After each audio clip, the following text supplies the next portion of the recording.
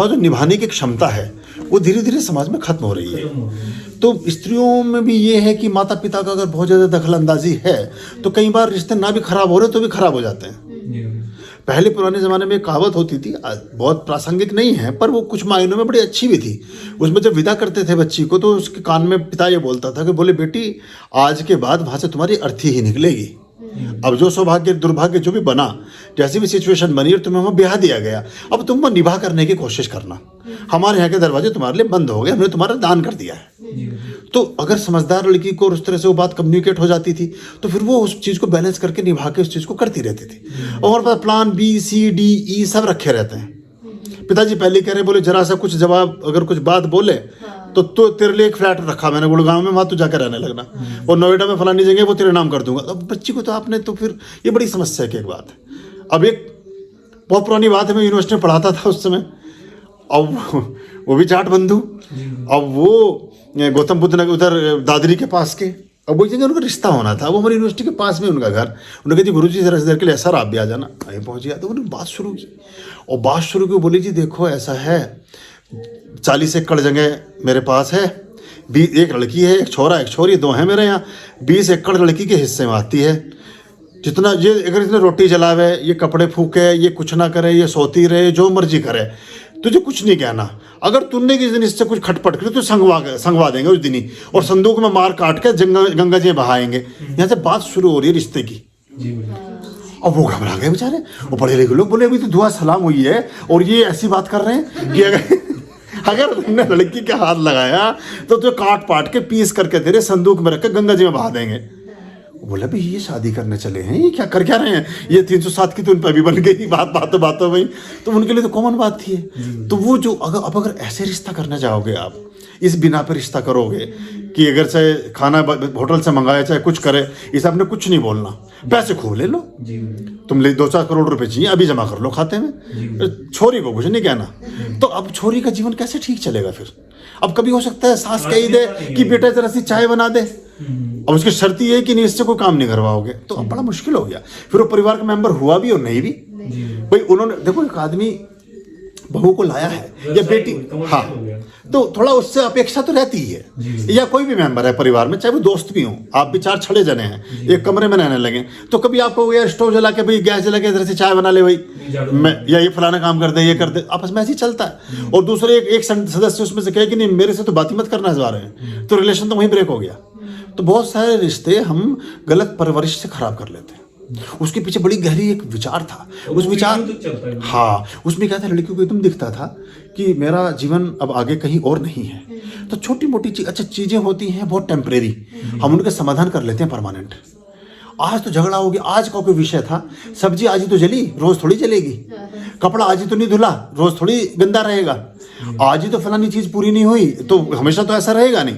हम समस्याओं को सब परमानेंट मानते हैं जबकि वो बहुत टेम्परेरी होती हैं, और बैर पाल लेते हैं परमानेंट।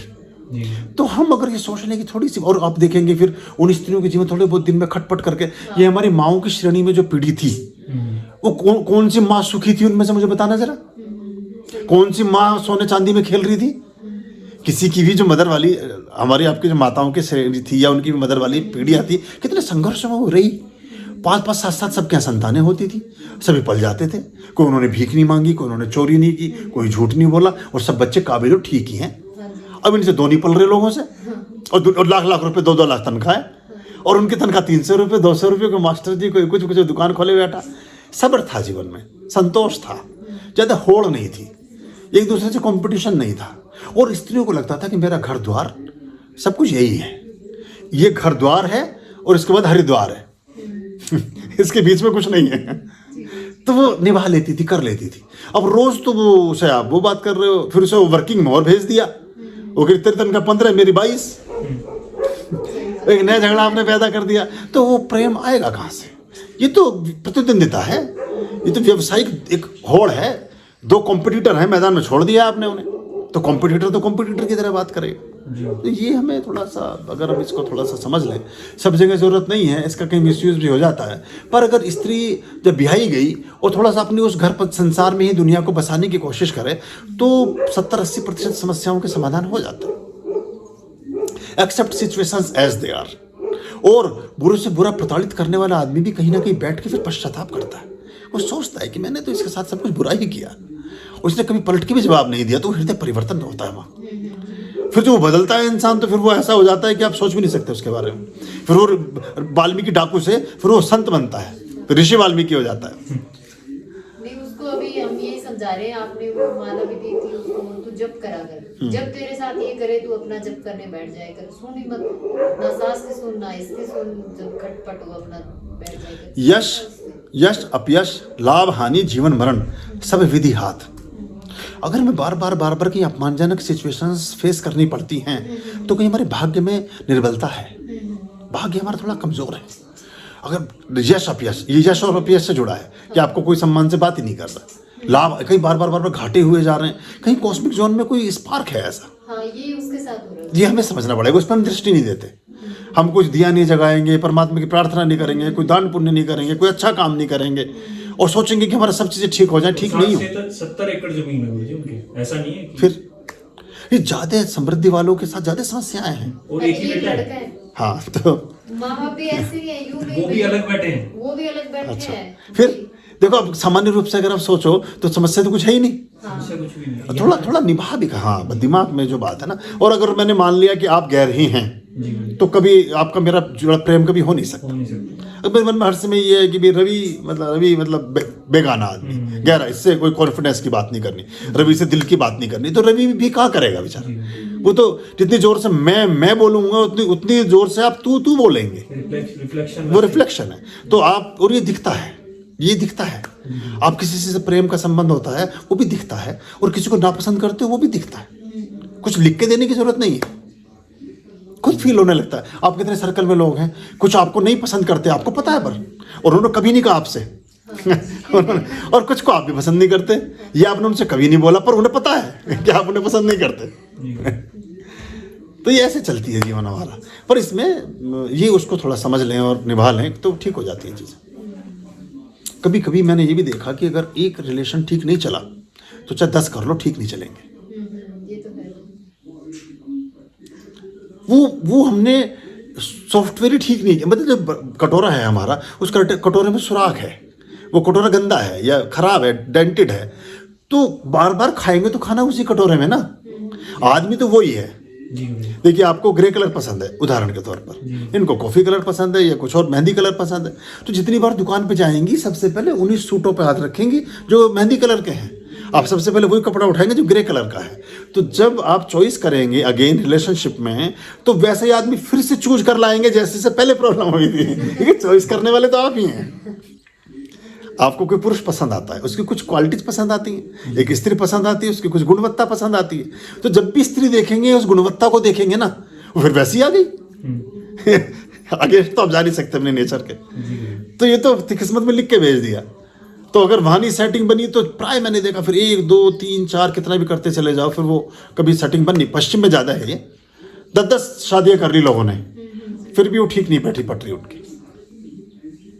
तो कोशिश अगर बनी गई तो एक में बन गई, या फिर हम इसे वैसे ठीक नहीं करते हैं। अगर हमारे रिलेशनशिप में जो एक सुख हमें होना चाहिए, 7th हाउस के जो हमारे ग्रेस हैं, वीनस की जो पोजीशंस हैं, मार्स की और जुपिटर की जो पोजीशंस हैं, अगर वो पोजीशंस फेवरेबल नहीं हैं तो कितनी स्त्रियों से संपर्क रखो कभी सुख नहीं मिलेगा, कितने पुरुषों के साथ संबंध रखो कभी सुख नहीं मिलेगा।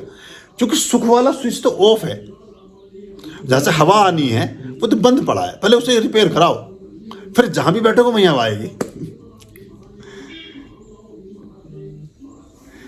ठीक है, पर आप बैठ रहे हो, आप जुड़ रहे हो, आपके सराउंडिंग में भी सब अच्छा होने लगेगा, और जिन लोगों से आप जुड़े उनके जीवन में भी अच्छा होने लगेगा। छोटे मोटी अच्छाई तो आप ही बांटने लगोगे, लोगों को हमारे तक भी लाने की जरूरत नहीं। रिएक्ट करना बंद कर दिया वो भी ठीक है, वो भी ठीक है। मैं चुप ही रहता हूँ, ऑफिस में भी ऐसा ही है। आपने शुरुआत चुप्पी से की थी। देखो, कभी कभी मौनम स्वीकृतिम भवेत, पर मौन वैसे तो बहुत अच्छी कला है अपने आत्म सुधार में, लेकिन कभी कभी मौन कुछ गलतियों को बढ़ाता भी है। मौनम स्वीकृतिम भवेत, जब आप किसी चीज पे चुप रहते हो तो कंसेंट भी देते हो, अपनी सहमति भी दे रहे हो आप। मतलब अगर किसी ने गलत बात पे आप चुप रह गए तो सोचेगा इसकी हामी है। आपने कहा कि भाई मैं मुंबई जाना चाह रहा हूँ और मैं परसों की फ्लाइट कर रहा हूँ, और ये सुनीता कुछ नहीं बोलती है, तो इसका मतलब इन्होंने ओके कर दिया है। लेकिन ये चाहती है नहीं कि मुंबई आप जाएं, तो थोड़ा कभी कभी बोलना भी पड़ता है कि अब रह नहीं, तो पिछली बार 2 बार से तो मुंबई होके आ चुके हो, काम तो हो नहीं रहा है, तो आप इस पर पुनर्विचार करो। तो ये चीज़ ठीक भी होती है। ये नेतागिरी में तो ठीक है, अपने प्रधानमंत्री थे ना, वो बोले ही नहीं कभी बस ये वहाँ तो ठीक है डिप्लोमेसी में, पर कभी कभी आप मनुष्य हैं तो थोड़ा बहुत कम्युनिकेट भी करना चाहिए। आर्यं शरणं शुभमस्तु, संभव करणं अरमस्तु। आर्यं शरणं शुभमस्तु,